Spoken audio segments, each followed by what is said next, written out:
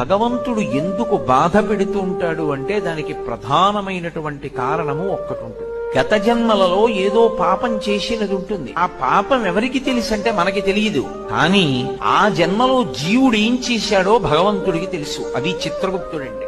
ఆయన వ్రాసి పెట్టుకుంటాడు.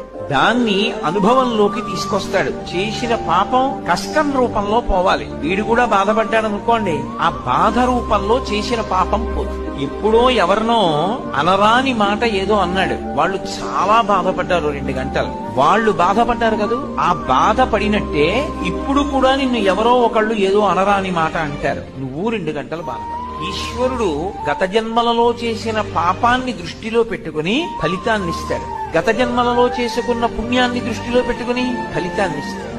అలా ఇస్తాడా అండి? ఖచ్చితంగా ఇస్తాడు.